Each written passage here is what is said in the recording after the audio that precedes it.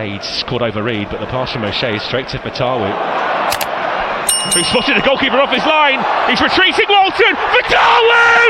Oh my goodness! What a sensational goal from Abdul Fatawu from inside his own half of the pitch. It's a piece of magic. I don't know what to say, Charlie. You only see stuff like that on the TV. That is quite incredible. He skips back initially, wins the ball. It's a crossfield ball from O'Shea.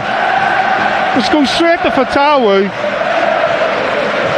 He picks it up, drifts past two players, sees the keeper's on the edge of his box, and he lets fly from, wow, this has got to be 65, 70 yards, something like that. It's quite incredible. I've not seen anything like it before.